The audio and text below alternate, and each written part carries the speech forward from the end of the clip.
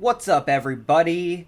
Today we're back and we're going to be doing a tier list / ranking of all the Naughty Dog games from Crash Bandicoot 1 to The Last of Us Part 2. That's right, we're doing PS1 through PS4, 5-ish era. So let's begin, shall we? This is a great studio, a great developer. They're some of the best at what they do. And ultimately, I'm very excited to rank this and, see where they go. Because I'm a big fan. I've been playing these games for a very long time. And they're a trustworthy developer. So let's get into it. Crash 1.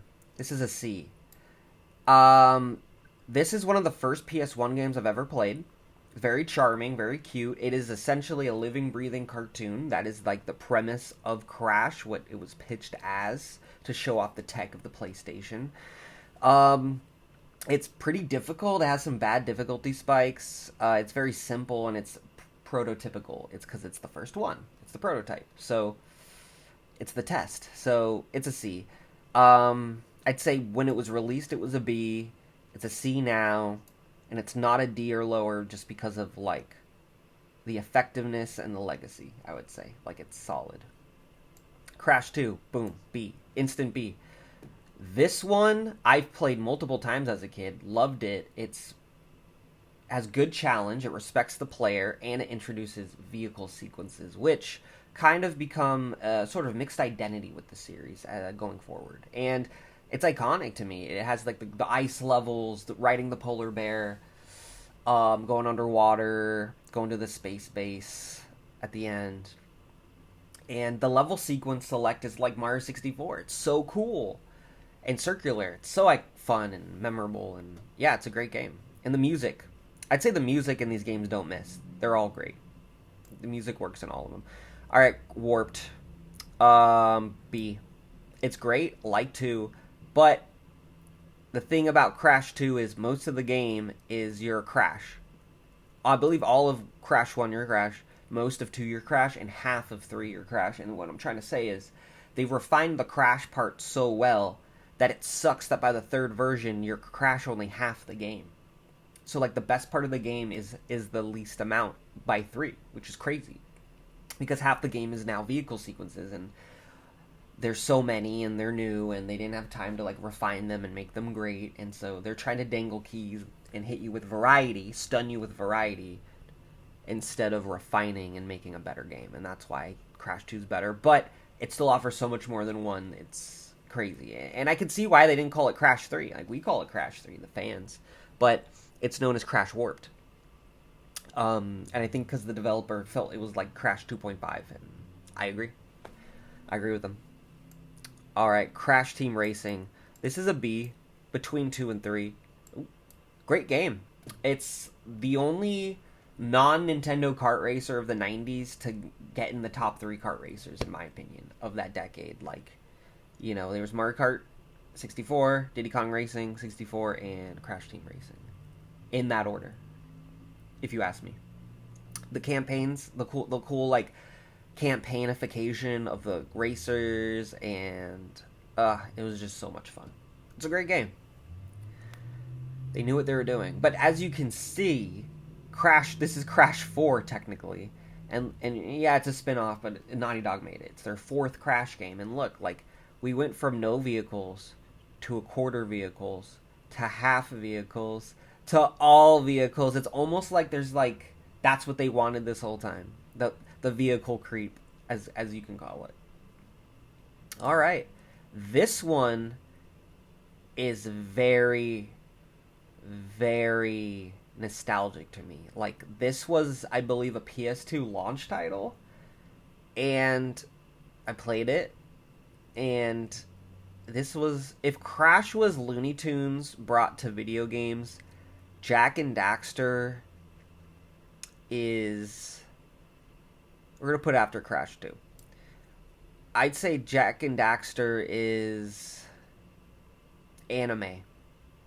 But I know, like, yeah, there are other Japanese developed games that sort of brought the anime cel shading to life in video games, but I'm just saying, like, from a Western developer, this is kind of like Naughty Dog going from Looney Tunes to anime and bringing cartoons to life in that thread, in that vein. Now, fun game. It is essentially Banjo-Kazooie or Mario 64. It's charming. It's cute. You know, it has the Naughty Dog staples. You can really get lost in the world. And like the no loading screen thing of the big open world is not open world, but the fact that the whole thing is like loading screenless is so impressive. I think people still don't understand how much of a monumental task that was for the time. And yeah, I don't have much to say. It's again the prototype of its series, but you know, I don't know whether to put it before or after Crash Team Racing. It's a B, but like I really don't know because Crash Team Racing does a little very well, like it's super refined. But then Jack is a bit sloppy at places, but it offers so much. And this is pretty tough actually. Okay, let's we'll put it after CTR just because you're going to be playing the game with your friends more than that. You know, I'm just saying, like, how much enjoyment did I get out of these? And this is kind of where we're at. Because this is very commercial, you know? We're not going to hit the art until later, you know? This is all the commercial fun time. This is pretty much entertainment. Okay, Jack 2. Damn. I love Crash 2 so much. It's, like, so effective. We're going to put it after Crash 2. I never thought I would. But ultimately, it's so flawed. Like, Jack 2 exceeds so hard. And to this day is unchallenged as a open world game with hover cars. Like, no one still hasn't done that. Like, exclusively hover car open world. It's crazy. The fact that they went from a Mario 64 Banjo-Kazooie type game to then do essentially GTA for kids is funny, using the Jack lore and world. And I love the challenge to it, but there are certain spikes in 2 that make Crash 1 look fair the whole time. Like 2 loses the plot in terms of difficulty, and I believe the director was interviewed and he said that was intentional. Like they knew how difficult it was, and it was an artistic choice or whatever. It was the vision for the game. A throwback to retro games difficulty. But it's so lopsided in its execution. But damn, the things it does well are crazy. And I will say, shout out the community, the speedrunning community, for discovering an insane amount of glitches. When I revisited this game, it was off of watching a speedrun and like a video about the speedruns, and I learned a bunch of glitches, and it just made the game way more fun. Like the infinite, you can pull out your hoverboard and like infinitely lift yourself over and over by doing this flip and like looping it, and you can pretty much like overshoot so much of the game or just skip levels entirely. It's so cool. It saves you so much time, and it makes the hoverboard more viable. Like you can now race in the city with the hoverboard and use that glitch to go places that the normal hover cars can't, just by like, you know, magic carpeting away in a sense. Okay, Jack 3. Don't hate me, internet, but it's going behind Crash 1 and C. It's not a bad game, but this game was rushed out in, I believe, like Warped was, in like a year or less, or maybe a year and a half or less. But like they had way less time, and it's this super rushed, flawed game.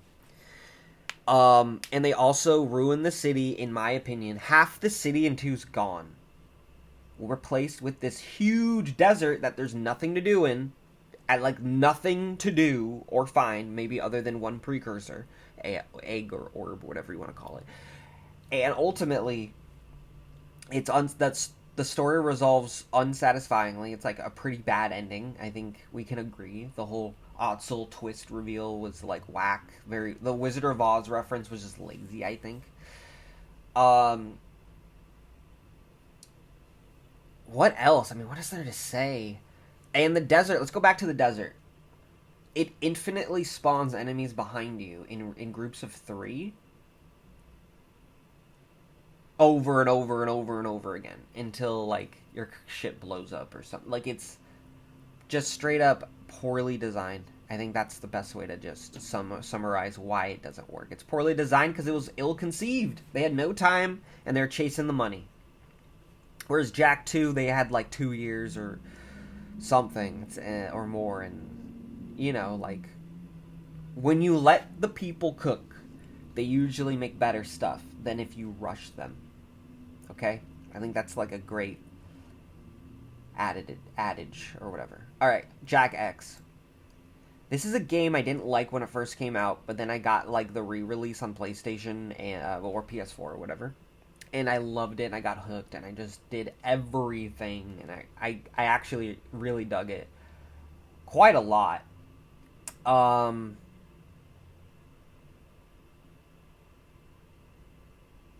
know it's here. Yeah. It's getting a B also. I really dig this game. It's heavily flawed, so I'm not sure where to put it. Maybe behind CTR, but it's also such a hidden gem. Like once you get into the bullshit of the game, you learn that it's kind of like Burnout, and it's kind of like, you know, games where you get to like, you know, vehicle combat games. Um, but the world, man, like it has the attention to detail that the other Jak games has in its world, but for the levels, and so they're just packed. It's packed with life. This is a very exciting game. And White Knuckle. This is like the most White Knuckle game on the list, next to like CTR, right? The whole racing aspect. It's great though. I love it. Okay. Next. Uncharted. This gets a C, but it's the top of C. It's the cream of the crop of the C. Worth playing. By the way, C in my book is worth playing. Maybe more than once. Just, it's not like super go out of your way. It's more like, oh yeah. But Uncharted's really, you know, I used to dismiss Uncharted 1, and then I actually played it, and I liked it a lot in the HD remaster. And, not HD remaster, but the remaster. And ultimately, I dig how simple it is. When you first get to the castle and it starts playing with, like, interesting camera movement, that's when the game hooked me and sold me. But again, this was after I played Uncharted 2, so this could be bias, you know, like, you know, again, good pedigree. They don't make bad games. Guys, I don't think I'll be putting a game in F today. I don't think they've made an F, but I do know I'm going to be putting a game in D to make a point. But I do believe, but we'll see. We'll get there. Okay, so Uncharted 2. Oh, sorry, back to Uncharted 1. The Nazi U-boat was really cool. Like, the camera movement. The whole, like, why is this here? Very out of the blue, out of this world, almost. I like the villains. Not the main one, but, like, the mini-villains are all great. But the main one, Roman, is boring. It's, like, evil solely. And the jet ski part, like, sucks, but it's also dope. Like, I'm so torn on it. But the fact it's there is great, and the way it works, but it's also, like, kind of bullshit. It feels very Resident Evil-y, like, that jet ski part, like, if it was an RE4 or something. Alright, Uncharted 2. You know, I used to think this was an A, but I think it's a B, and you know what? I'm gonna put it behind Jak 2. Why is that? This game was, like, hailed for so long. Yeah, it was, and I played it many times and dug it and loved it, and etc. But ultimately, the thing that makes this game dope is also the thing that ruins the game, and it's the pacing. Certain levels are, like, the best pacing you've ever seen, and it's, like, the best movie ever, and it's, like, immaculate, and you're like, whoa, like the iconic train level, best part of the whole game. But there are other parts of the game that are such nothing autopilot, third-person shooter, and, like, nothing. You know, and they try to spice it up with dialogue and camera movement, but ultimately, this game is too long for its own good. And If it's your first Uncharted, I could see you like having no problems with it, maybe. But like when I played them in order later in the remaster, I actually didn't think 2 was like this immaculate game. I was like, it's a great game. Which is funny. I used to think it was like an S or an A, but now it's a B, and it's like B is still great. Like go out of your way, play these games. Should tell you how good of a studio they are, you know. And the train sequence is cool, but like I hate it when games and movies open with a scene and then it says, 2 months earlier, da da da da da, and then we get to that scene later and we see it all again. No, just cut out the part that we saw or speed it up. Like, do not make me do that entire part again. That's lazy. You're stretching the time limit. And so when you do the train sequence again, the dangle part off the box art, that was bullshit. And the Yetis were cool until they turned out to be like Avatar people. I do like the whole underground city with the artificial sun. I know they don't say that, but like they show it. Like you're underground and there's a sky and a sun. And, like that was so cool. Maybe the coolest Lost City in Uncharted. Because it was the most sci-fi. Alright, Uncharted 3. Oof.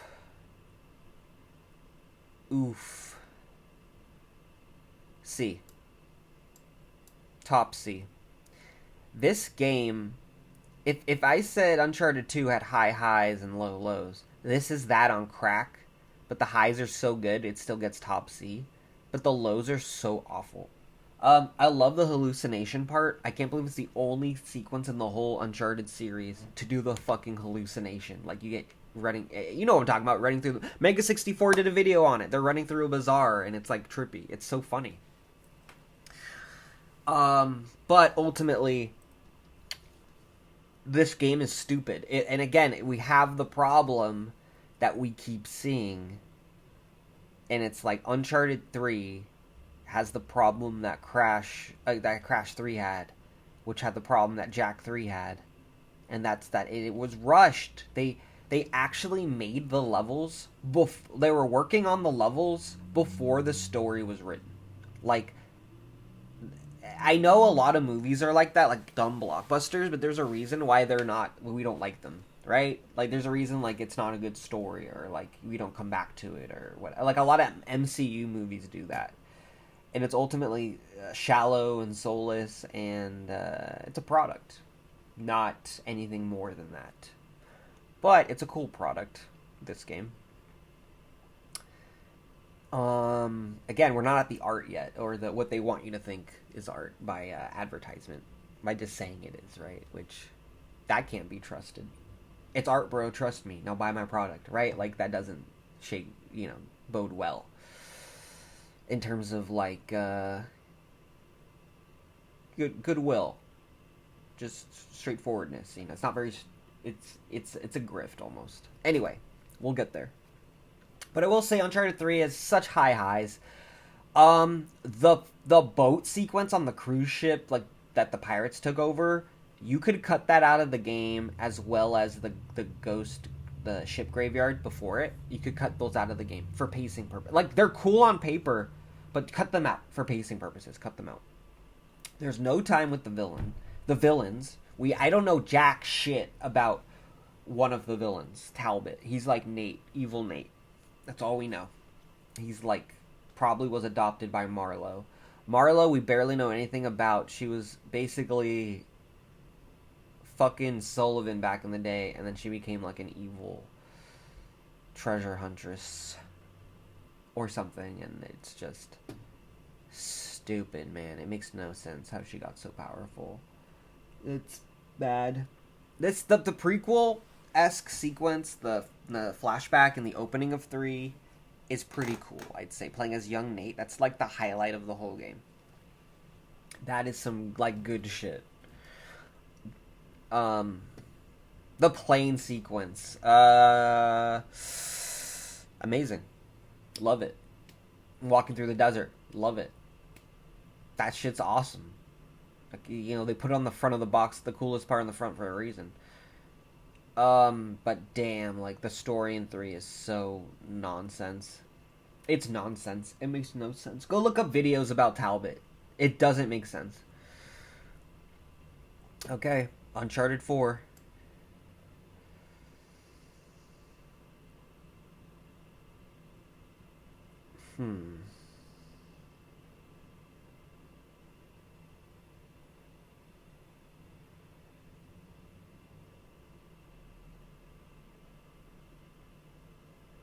Oh wait, no, Last of Us came out before that. Okay, okay. Last of Us.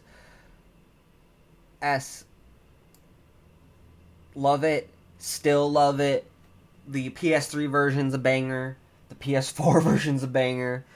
I got to play the remake for free, and it was like not even you could what it.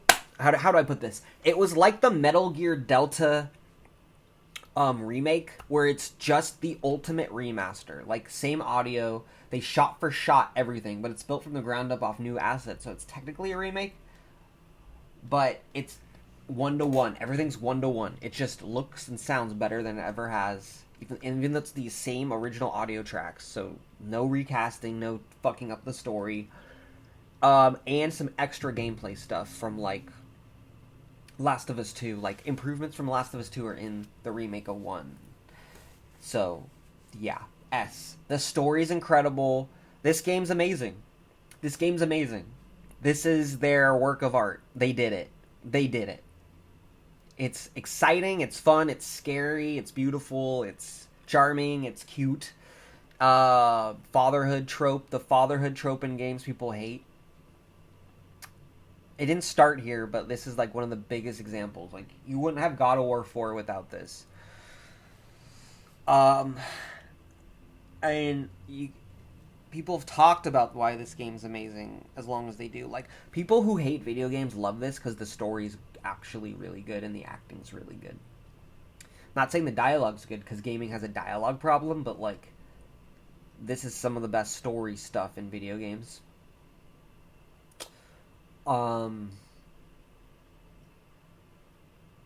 The brutality of it's awesome. I just love it. This is a darling game for me. Love, love, love it. Man, what else? Joel is such a fucking badass in this game. And yeah, he's the villain. Guys, he's the villain. He lied to this girl and doomed the world. Yeah, just so he could have a daughter again, but she's not his daughter, and it wasn't her choice. He took that choice from her. He's a monster. He deserved what happened to him in The Last of Us 2. I love Joel. He's maybe my favorite character in the series, but he's also a piece of shit and had it coming. Both can be true. See, I can't talk about 1 without 2. That's how 2... It tainted everything. It's bad will. We'll get to it. Man, the giraffe scene, the monkeys at the school. The Ellie parts are awesome in The Last of Us Part 1. The DLC that became like the Left Behind prequel, that's great. Yeah, just slam dunk. This is a slam dunk right here.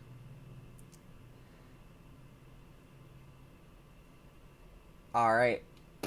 Uncharted 4. I'm torn on Uncharted 4.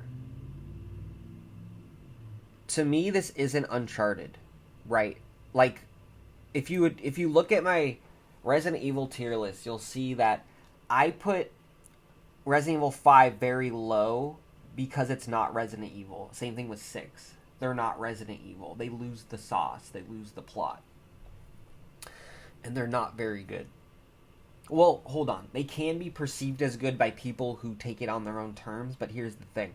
It's not Uncharted. You get what I'm saying? So, we'll get to it. So, Uncharted 4. This game, I've been saying this for years. This is not Uncharted. Uncharted is Indiana Jones on steroids, and we love it for that. We love it. This isn't Indiana Jones. This is like National Treasure. This becomes cheap indie. This becomes modern generic guy. Which, you know, everyone made fun of the Uncharted trilogy for being modern generic bro guy. Sure. But 4 dials that up so hard to make a relatable protagonist. And motherfucker, we don't go to Indiana Jones for a relatable protagonist. We go to see asses get kicked, to see bold, old, beautiful, secret places, to see treasure, and to see maybe some loss and some love. And ultimately, we want to be very entertained on the edge of our seats. Uncharted 4 gets very pretentious, especially at the end with the whole daughter family angle. Like, that was nothing. It was just like, the studio or the writers were like, take my word for it. They're good now. And I was just like, wow. That's it? Like, oh, they had a kid, so they're square. Or they figured it out. They learned how to navigate the relationship. Sure. That's good. That's a good idea, and I can get behind that. It's a healthy concept to do such things. But does it make your story better? Does it wrap up your quadrilogy well? No, I don't think it does. And I get it, legacy, right? Like, the legacy of Uncharted was always, like, the treasure they're getting, and at the end, the treasure was family. The treasure was the people we met along the way. That's a fucking meme, a joke about One Piece, and that's literally what Uncharted 4 ends with. It's like so thoughtless and generic, and I believe Druckmann did this himself. Like, The Last of Us was the last game where Bruce Straley and Neil Druckmann co-directed a game, and that's why it's perfect. Amy Hennig did 3. That's why it's flawed. Like, she didn't have help, I believe. Uncharted 1 was, I think, Bruce and Amy, I believe.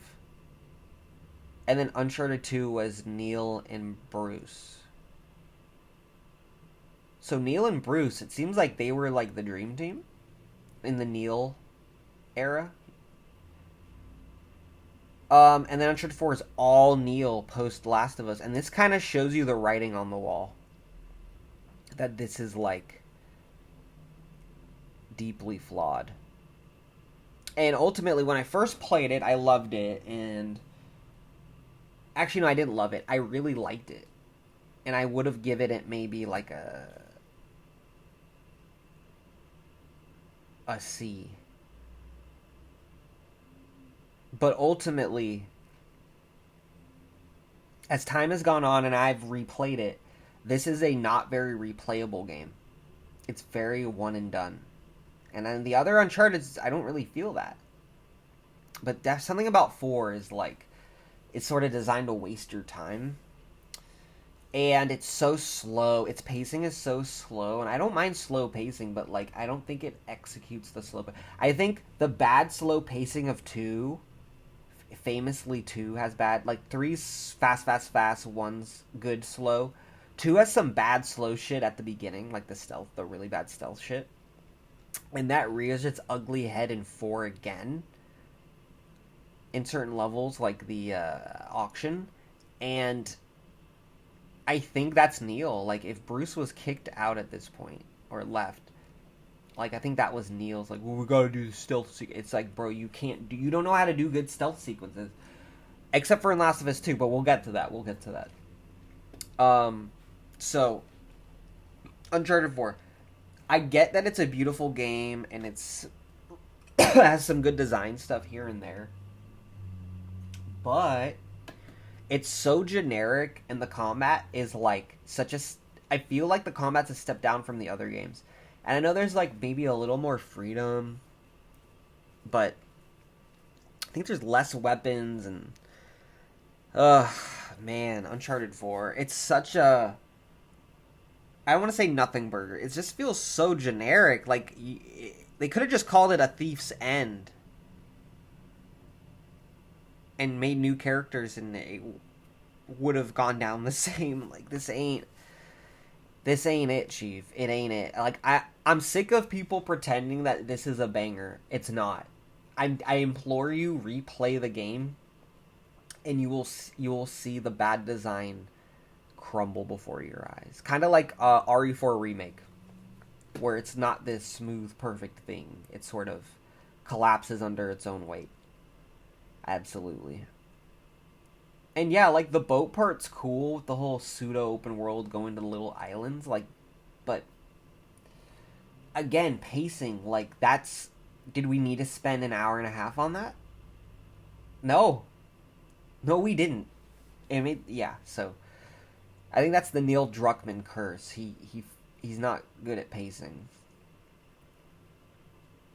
Okay.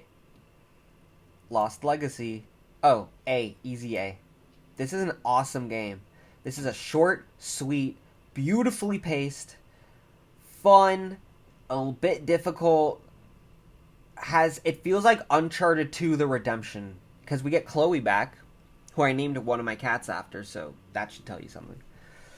And Nadine, a villain of 4, gets redemption. Yeah, she's like the coolest part of 4, and like they make her suck like by the end. They kind of make her whack, but yeah, they redeem Nadine, and Chloe gets one last hoorah. And we're in India, so it's a little different, and it's hubbish, and you can like like an N64 game, you can go to different parts of this big hub, and then bottleneck next area. Damn, this is like I've gone back to this quite a lot because it's short and sweet, and it is so much fun. I'm blown away every time, but it's not an S because it offers too little to be an S. But this is an easy A. Easy A. I could gush about this game, but I won't because it's so simple in the best way possible. Like Uncharted 4 is bad simple. Uncharted Lost Legacy is dope simple. Okay. And now we're here for the game that most people are curious. And maybe you just came to this tier list just to see where I'd put The Last of Us Part 2, but let's think about this for a second. Let's think rationally. This is a beautiful game. Actually, let me center us real quick. Every Naughty Dog game the year it came out was beautiful. So I don't want to hear people saying, "Oh, but it's beautiful." They're all beautiful. It's just recency bias. The more recent ones are going to be more beautiful due to technology. This is a tech industry, okay?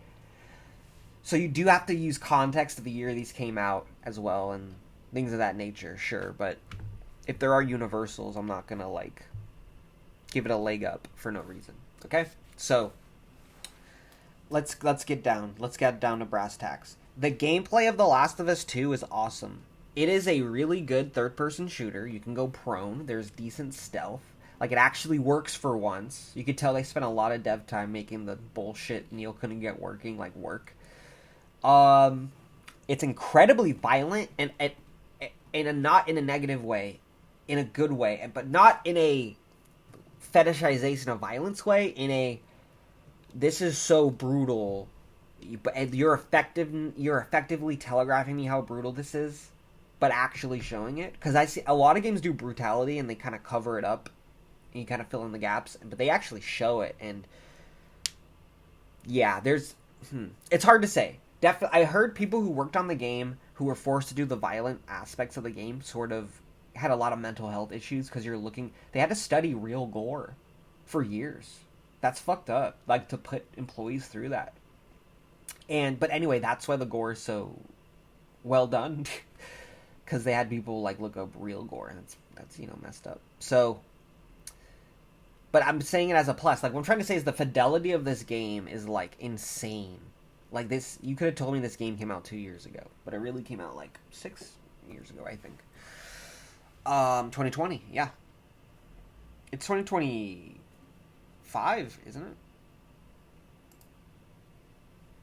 Whatever. Point is, the fidelity of Last of Us 2, and I'm just going to say the fidelity of a lot of these games is kind of, I think people get lost in the fidelity.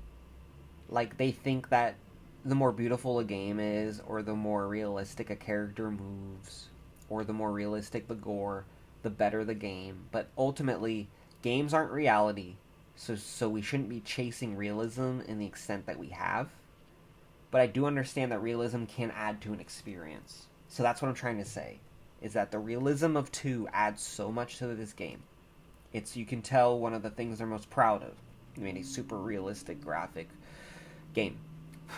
So, that being said,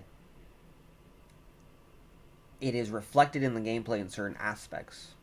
Like when you're Ellie with your pocket knife, and like she does a lot of brutal kills. She stabs people in the neck a lot, man, and it's so realistic. The dripping of the blood, like, and that's also why Last of Us 1 Remake is so good, because it's the same game as Last of Us 1, but they took a lot of the graphical and engine systems from Part 2 and put it into 1, and it works, because it's just upping the gore. It's just upping this, upping that. It's not replacing anything or overly adding anything. No. Like, going prone is a great thing. That adding it is awesome, you know. Very Resident Evil inspired. I'd say Last of Us 1 has some RE DNA, RE4 DNA, and Last of Us 2 is like screaming Resident Evil. The combat is great. You know, this is such an on-paper great thing, but we'll get into why it doesn't work. And again, it comes back to Neil Druckmann's style of directing and bad pacing, so we'll get to it. The music's incredible. Last of Us 1, I didn't mention, has, like, the best music of a Naughty Dog game. They got the guy who did the score for Children of Men and knocked it out of the park. Last of Us 2 also has pretty good music. I'd say the music's an A. The fidelity, graphics, sound design, realism is an A. Is like an S for this game. But what holds it back is the repetition and the bad pacing. You are Ellie.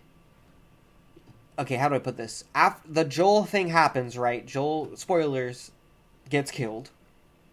And he had it coming. Because he like, doomed the world, you know? And the daughter of the scientist he killed, or the doctor he killed, kills him. So revenge, right? Fair and square.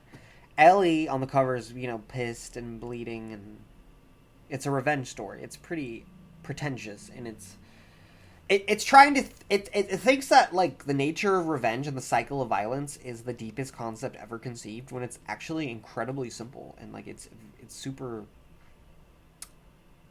elementary, you know?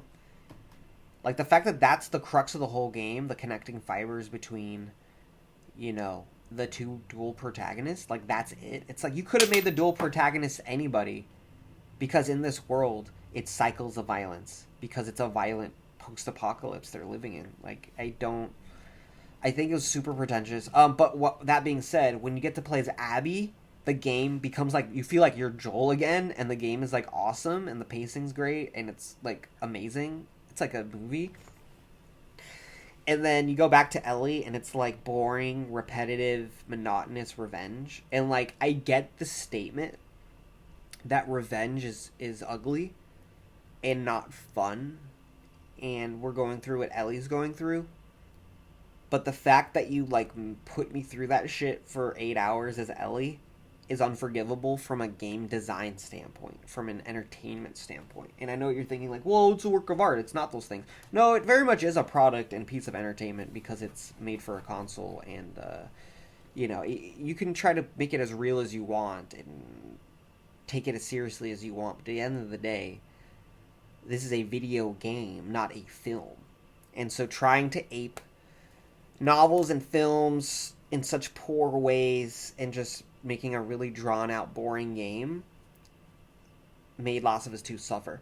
Whereas Last of Us 1 took great notes from novels and films and, like, excels because of it. Like Metro. If you ever played Metro, I'd say Last of Us 1 and Metro are, like, sister projects. And I know they're from different countries, but they succeed at what they're adapting and influenced by and what have you. The humanity. There's a lot of humanity. Last of Us 2 is like the anti-humanity game. It's trying to show you how ugly humanity is.